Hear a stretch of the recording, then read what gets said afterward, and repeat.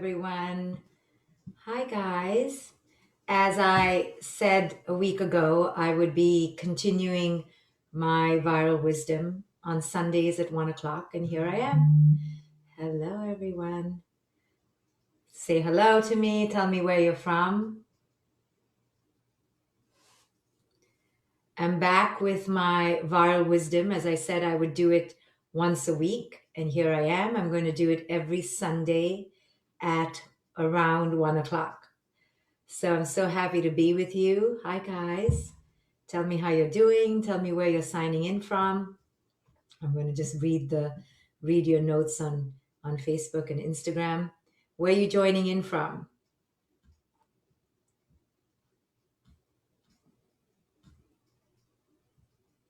Hi, Caro, Michelle on Instagram. Let me just pull up the stuff on Facebook. Here you are. Marion from New York. Monica from St. John. Hi, guys. Sheena from Vancouver. Tempe, Arizona. Jerusalem, Israel. Great. Okay. The energy feels heavy in LA. I hear you. Emily from Denmark. Hi, guys. So, as I said, I will be doing these viral wisdoms now just once a week. So, this is viral wisdom number 53. All my viral wisdoms and stuff that I did even before I started viral wisdom is for free, is on my YouTube channel. So, feel free to go and access all my free stuff over there, and hopefully you will get something from it. And also, right now I am teaching meditation every single day, or most days, unless something calamitous occurs. I teach it on another Facebook page, www.facebook.com/groups/get super powered / somebody please post that here. Come and join me and learn meditation with me. I practice, as I said, almost every single day on this page for free. So join this page for free and you will get meditation with me. You know, people complain to me and about other teachers that sometimes our courses are very expensive. I hear you. I'm not denying it. It's expensive for sure. So therefore, I counter it by offering free stuff. But people get upset that all my stuff is not for free. Unfortunately, that's just not reality. But there is enough free stuff. Come meditate with me on a daily basis. And this is the group to do it. Facebook.com/groups/get super powered. Somebody will post it. It's on the Facebook feed right now. Maybe somebody on Instagram will post it. So, hello. I'm just going to wait for another minute, and then we're going to embark on my lesson for today. Please post the link. Can somebody just post it here? It's facebook.com/groups/get superpowered / Can somebody from Facebook go to Instagram and just post it there? Thank you guys. Thank you guys for joining me. I'm excited to be here. Okay, are we ready? Let's do it. Let's do today's class, see what we can learn together and grow together from. Okay, so how do I begin? Obviously, people know what's happening in America. If they've been watching the news, they can see that America is in an uprising, and the Black Lives Matter movement is on the forefront of most people's consciousness if they really care. What does it mean to stand up for a group of people? What does it mean to stand up for what's right? What does it mean to stand up against oppression? This set of questions, what does it mean to stand up for what's right? What does it mean to stand up against oppression?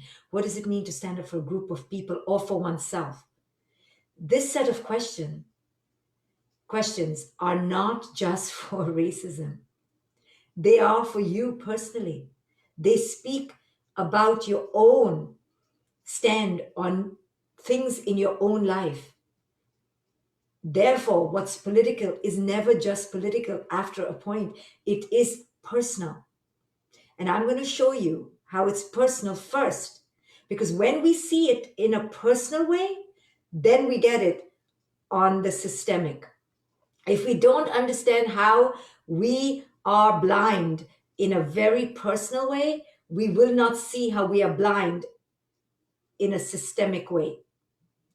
So let me just begin by saying every single human being on earth almost is infected by the infection and the affliction of living under a whiteified patriarchy, the mothership, so to speak, the real scourge, the real core issue that affects all its children, you and I, on a daily basis, in our homes, in our bedrooms, in our choice of the clothes we wear, the cosmetics we buy, where we send our children to school, what we hope and aspire for them. In every single intimate micro way and level, each one of us is infected and afflicted by the affliction of this thing that I call, but you can have another word for it, but you know what I mean, whiteified patriarchy. Two of its predominant children are sexism and racism. Let's talk about sexism for a second, because I think people are more willing to understand sexism. Every single girl on this planet is influenced by sexism under a patriarchy. Yes? And because every single girl is influenced, every single mother is influenced by sexism. Yes? And because every single mother is influenced, every single son is influenced. And every single son contributes to the patriarchy that influences his mother, his sister, his daughter. I want to show you what is individual is systemic, what is systemic is individual. We women understand there is such a thing as a patriarchy. Yes, we understand because it affects us every time we walk on the road, if we walk at night, if we walk with a skimpy outfit, 100% we will come in combat with the influence of patriarchy. Patriarchy is toxic hierarchy. It is a hierarchy that understands male dominance, but doesn't just leave it at that. It capitalizes on male dominance. It abuses the male dominance that biology naturally gave the male and takes it to the level of violently abusing those beneath it, aka women in this case. There is a hierarchy. You can't blame men for being bigger and stronger for the most part. You can't. But when the hierarchy becomes toxic because it now violates the rights of those beneath it, it now is called a patriarchy. A patriarchy is a toxic system of natural hierarchy, where the natural hierarchy is abused. Every woman knows this. There is no denying it. Every white woman knows it. Every brown woman knows it. Every little girl knows it. Every adolescent knows it. I was molested innumerable times by the time I was 12 years old because I lived in a place that was toxically, dysfunctionally patriarchal, and the girl had no voice. And because I had no voice and I was taught to be nice under the patriarchy, I let my molesters get away because I was taking care of them. And I now can say to my mother and to other women who grew me up, why the hell didn't you tell me to speak up and to be a fighter? How were you complicit, Mom? And she was like, I don't know. And my mom watches these videos. And I can't fault her because she was seduced under the patriarchy. So I taught my daughter at the age of 4, if somebody touches you, you be violent back. And my daughter is like, you told me not to be violent. I said, I understand. In this case, you must be, because you have to protect yourself. And I didn't want to teach this girl under patriarchy to be nice, because that would confuse her when she would maybe be molested. So I had to teach her that there is such a thing as a toxic patriarchy that would harm you. And I needed to protect her and to give her a clear sense of direction. If this, then this. If this, then this. And we practiced how she should kick someone in their balls because it hurts. What to do? Patriarchy exists. Girls get molested. This is a truth, yes? Will any white woman deny this? No. Why? Because her daughter is part of this. And she, because she's a woman, gets affected. There's no debate about, does sexism exist? Is it a problem? Is there such a thing as male patriarchy? No woman will ever argue because it is an unequivocal, unabashed truth. Yes, yes. No white woman is going to say, maybe. If a white woman is abused sexually, there's no question of anybody telling her her truth is a lie. I mean, of course there is, but you know what I mean. Her friends are not going to tell her, are you sure that you are not biased against the rapist? Are you sure you were raped? Right? Her really good friends are not going to say it. And if her friends say it, she will completely leave them. Yes, she will feel betrayed. And this happens, by the way. This happens. Women tell their mothers, I got raped by dad. And the mother will go, maybe you're lying. Let's take you to get fixed. And when that happens, the child goes insane because the child feels betrayed. Moving into parenthood, okay? It is clear, and this has been my work with parents, to teach parents that this hierarchy that you have with your children gets abused by what is called parental ego. The parent's narcissism and superiority complex and Messiah God complex gives the parent this misguided sense that they are here to create their children and to puppeteer their children into the destiny that the parent deems fit. This Messiah complex creates havoc in the child's mind.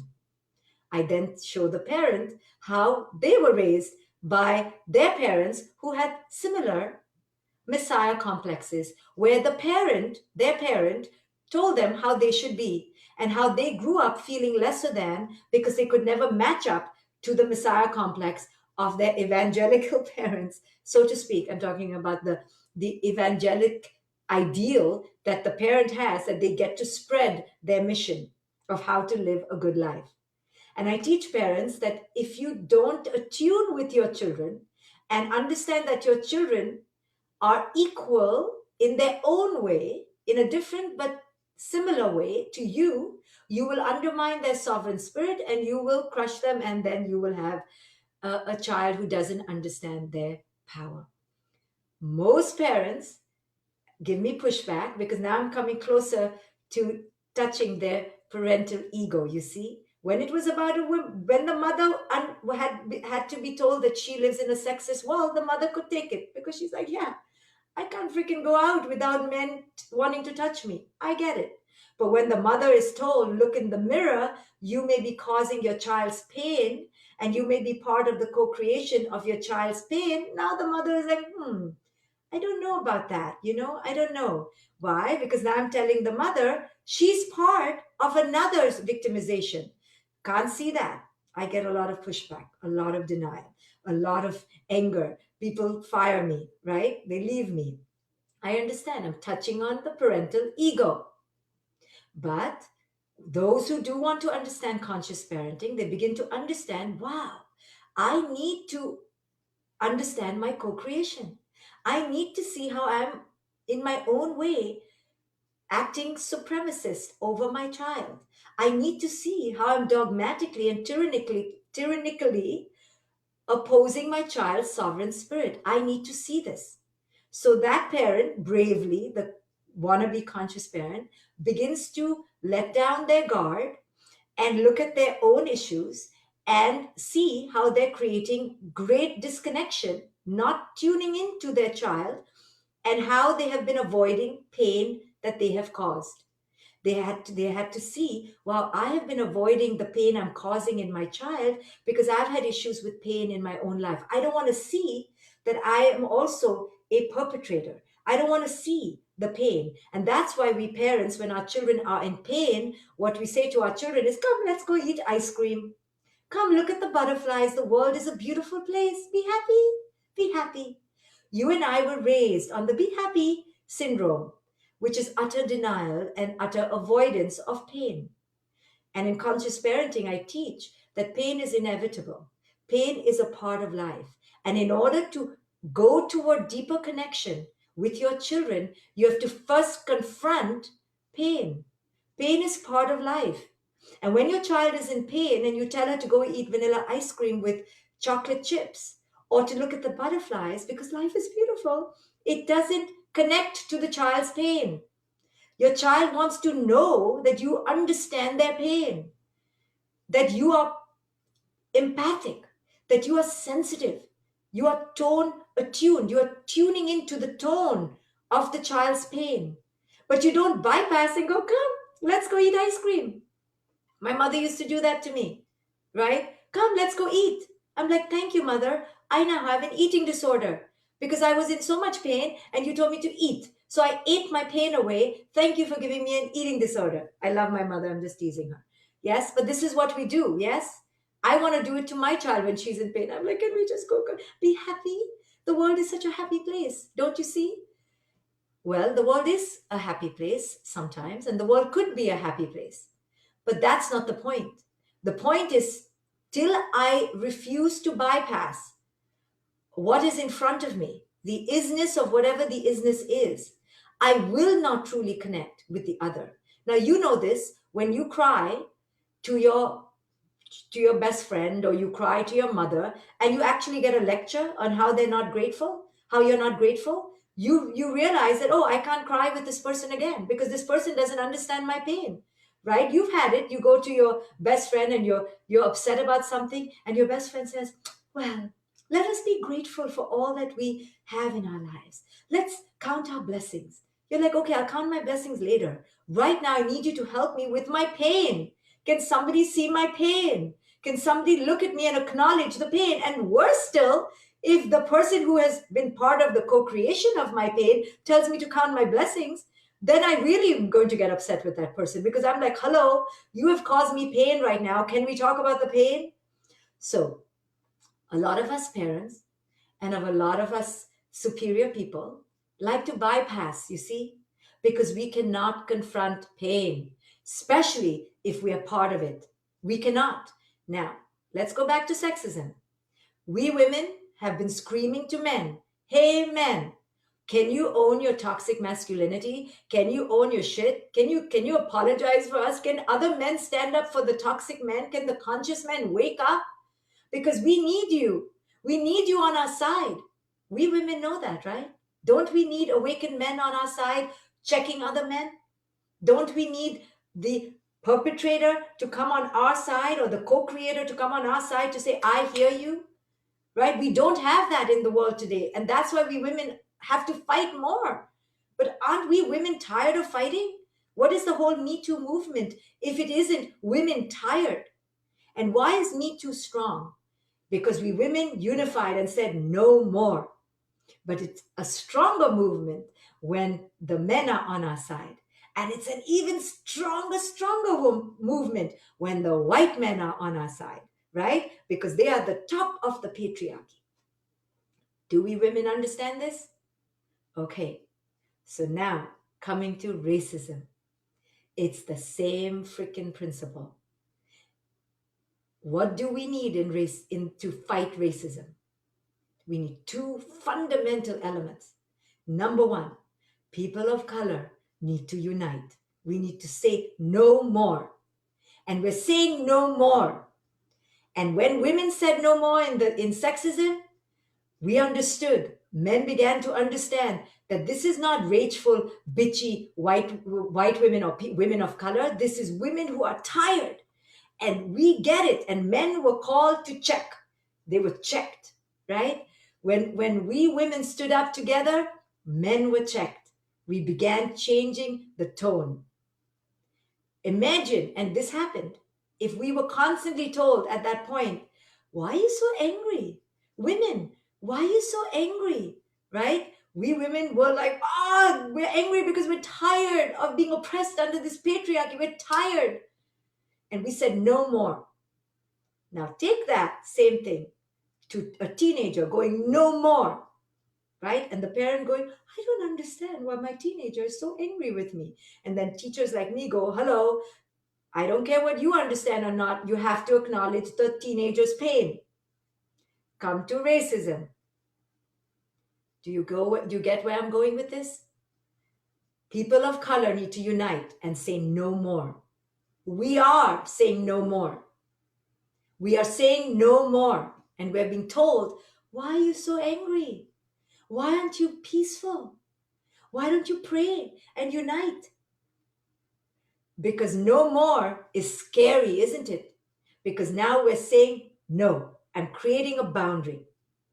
When the woman who is abused in the house, the wife who's abused in the house, and she says no more, oh, the husband is scared. Now imagine if that husband who had been abusing his wife tells her, come on, come on, come on. Stop being so angry all the time. Here are some flowers. Let's be peaceful. Let's watch a movie with popcorn. Come, I'll buy you long sleeve clothes and I'll hide your bruises.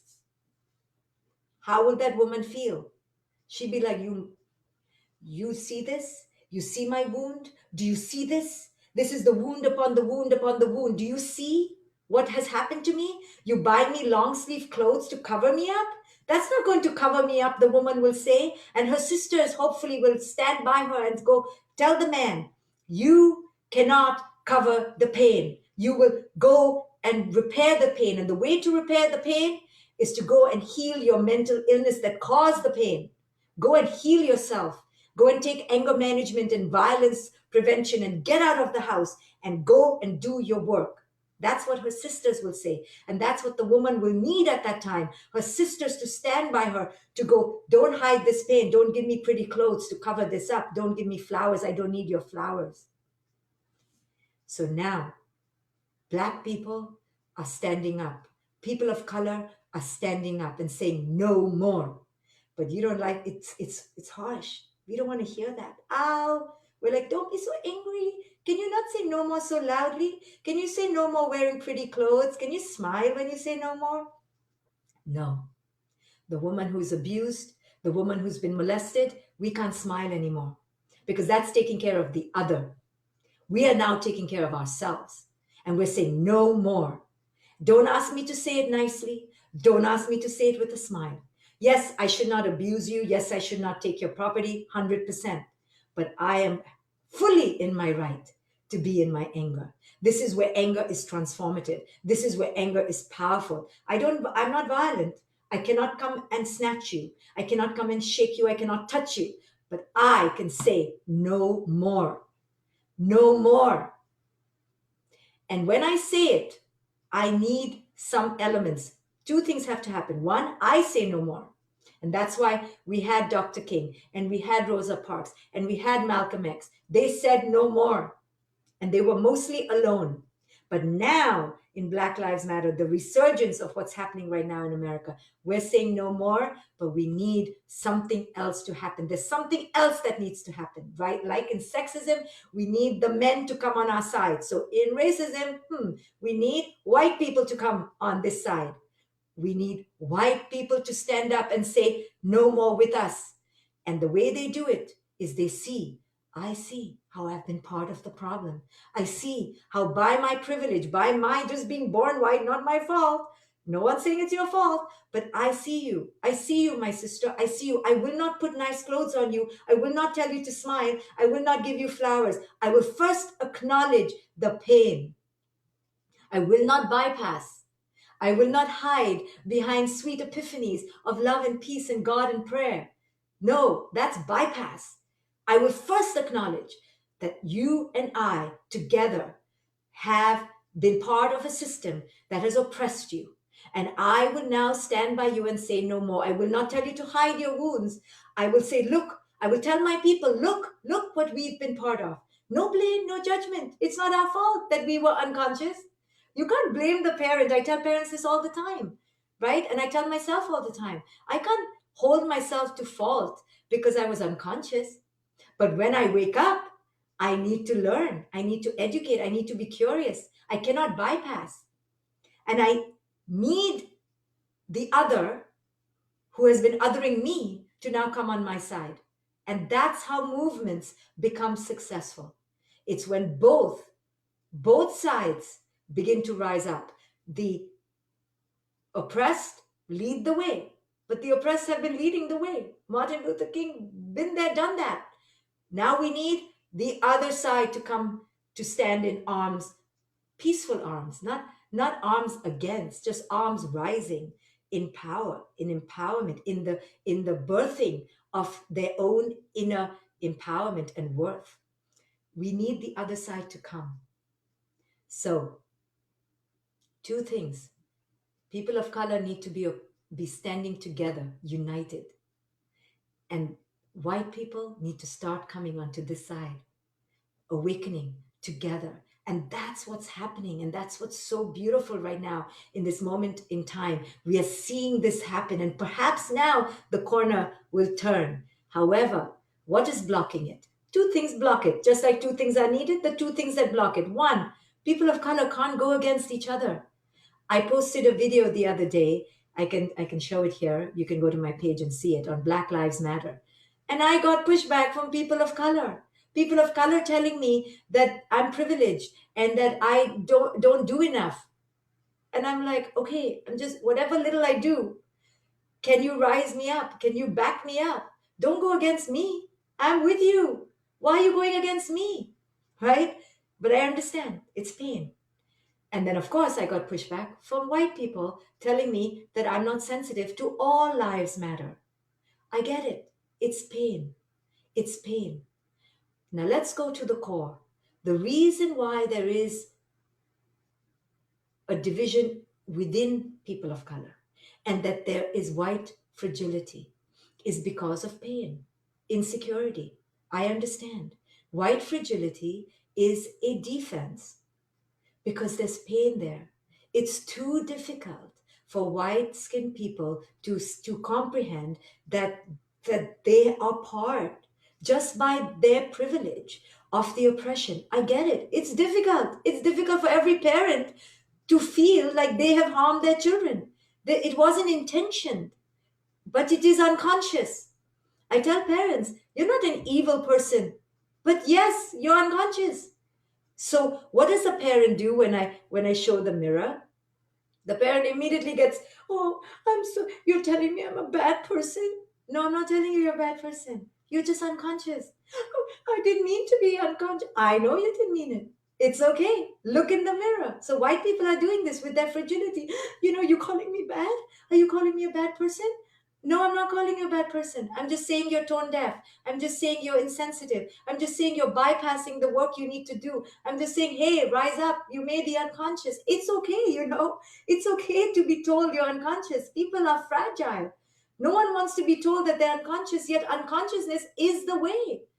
Tell me I'm unconscious. Every day I see my own unconsciousness. If you follow me, you will see every day I'm calling myself out on my unconsciousness because I know the only pathway to consciousness is to look in the mirror and go, how have I been unconscious? Where is my ego rising to protect me right now? How am I causing the other one's pain by not acknowledging my ego?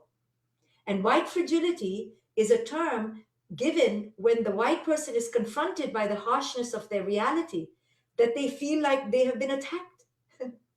And it's very normal. Parents do this to me all the time. Parents get so defensive. I say there's nobody more defensive than the parent. And in racism, there's nobody more defensive than the white person. It's understandable. Listen, I get it. But now we need to wake up. And we need all people to wake up People of color need to wake up and go, how can we support each other, not take each other down, right? Women need to rise together in sexism and go, how can we stand together, not tear each other down? And so for white people, now it's your job, along with, there's no your and mine, we're all one. But at this moment, we can't hide under the guise of we're all one. Yeah, we're all one, but there's a problem here.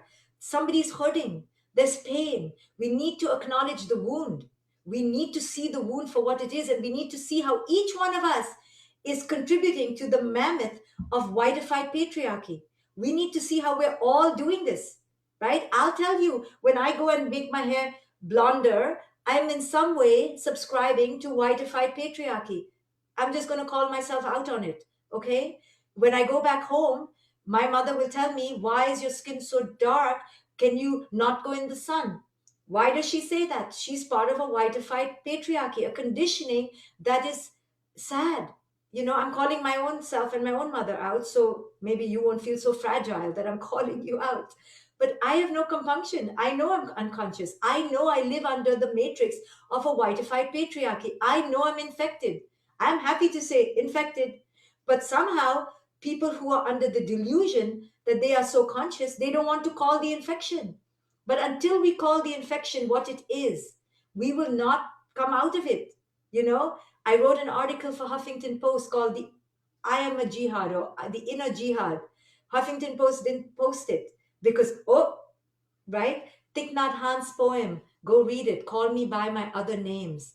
He talks about, if you don't acknowledge your own inner racism, your own inner rapist, your own inner perpetrator, if you don't see yourself in the mirror, is what he's trying to say, you will never be able to heal the problem. Don't judge another till you look at yourself, right? I'm not judging white people. I'm not judging people of color. I'm just talking about the problem, the phenomenon from a psychological point of view. So when white people are defensive, right, because they want to talk about all lives matter, what I want them to understand, of course, all lives matter. People of color are not stupid. We get it. All lives matter. Somebody wrote on my page under my video, an eye for an eye makes the whole world blind.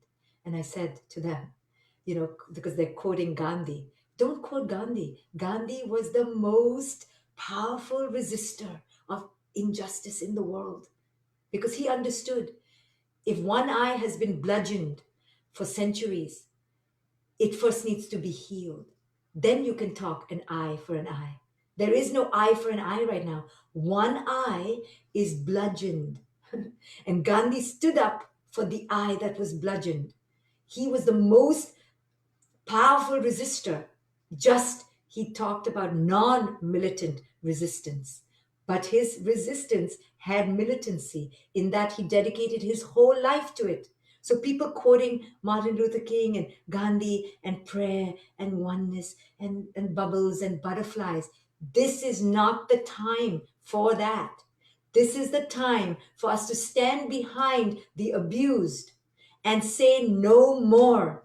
First, we have to rise and say no more. Then, next step is education. Next step is reparation. Next step is everybody go heal. Then we talk about bubbles. Then the bubbles and the butterflies and the flowers are there. And it's our right to talk about it.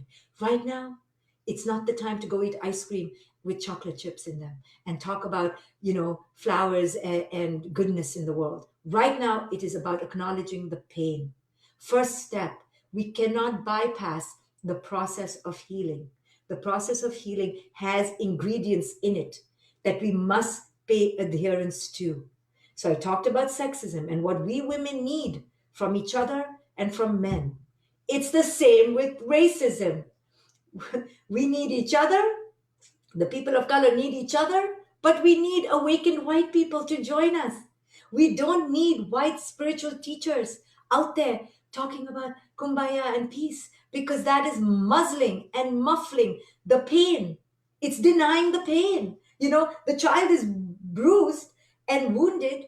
You know how parents are. Parents will tell the child, I would not have hit you if you had not said no to me. Next time say, yes, I won't hit you. Huh? What? No, you're wrong. You cause pain. Go heal yourself. You see, we cannot hide anymore. And the world wants to hide.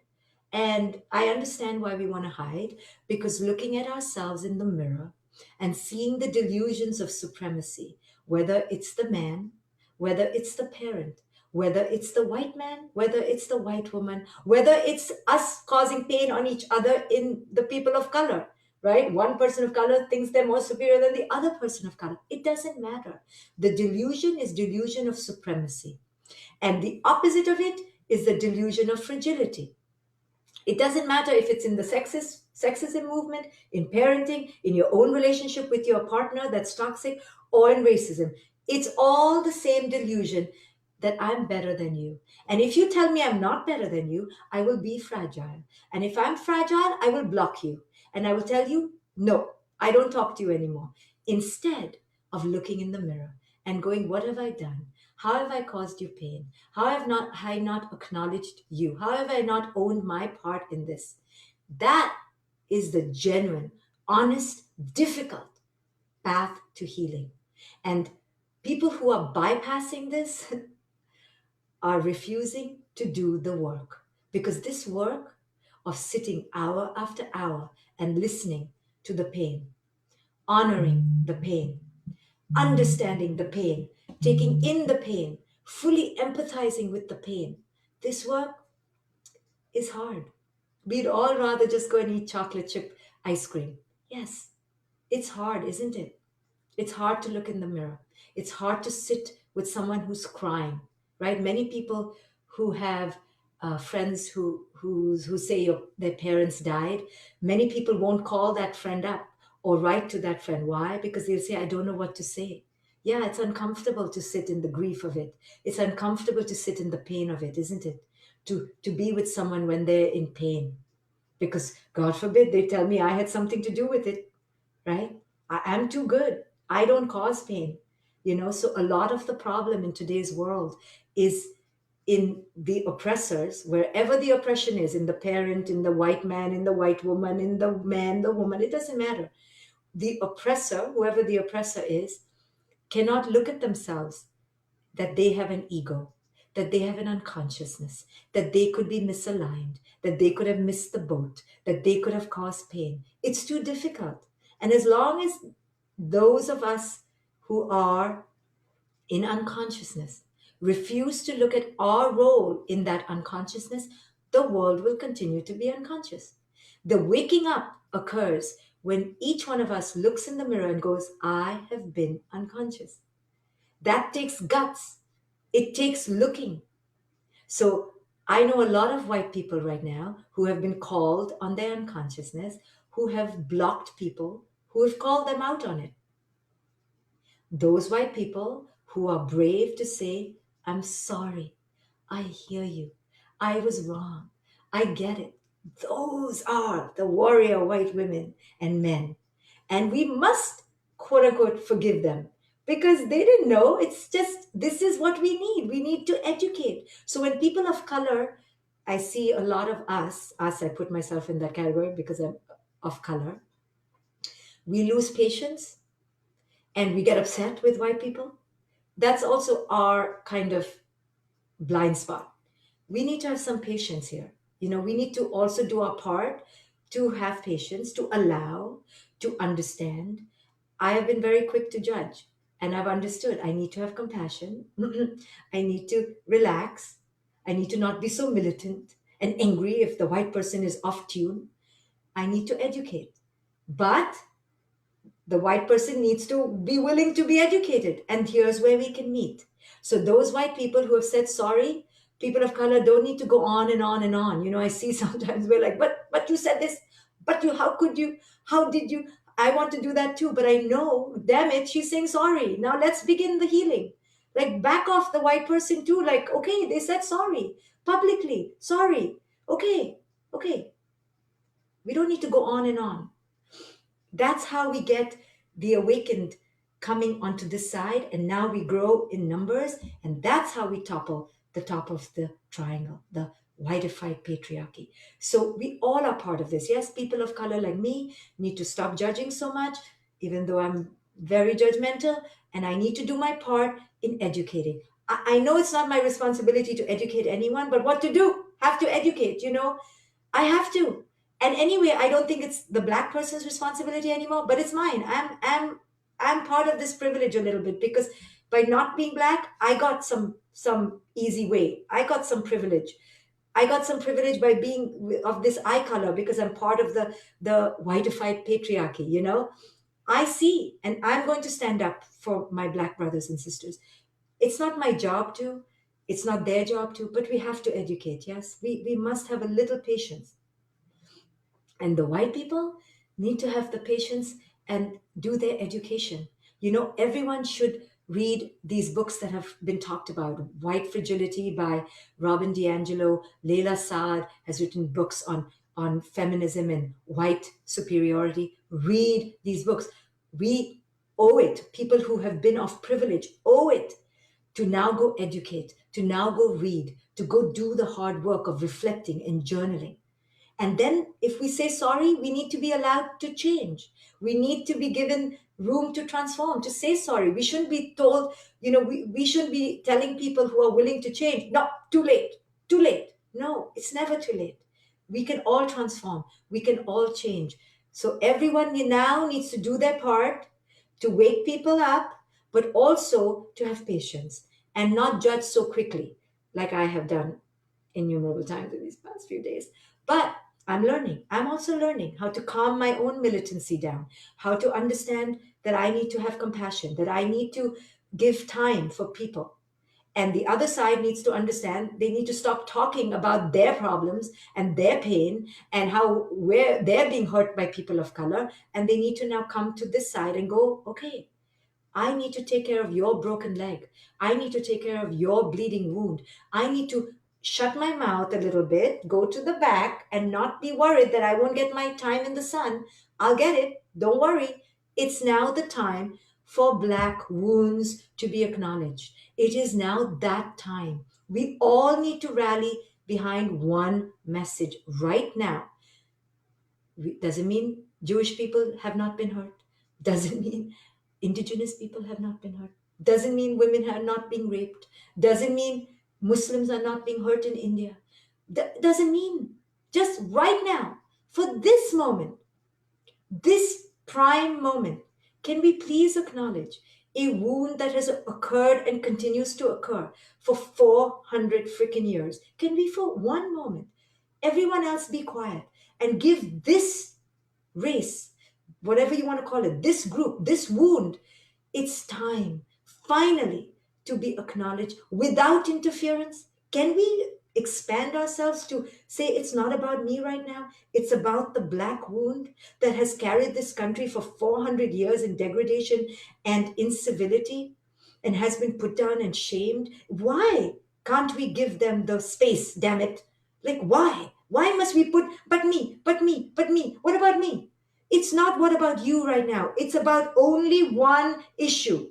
Can we just focus? Okay. So, having said all this, I'm sure people are offended. I'm sure people are upset. Feel free to write to me on Facebook. I will not block you. You can write about me and my insensitivities. I will not block you. I welcome it. I will look at myself more. I will become a better person and a better teacher. Thank you all for listening. If you want to come meditate with me, come meditate with me on my other page, facebook.com/groups/get superpowered. Come meditate with me. I'll be meditating there at 3 o'clock. Bye, everyone.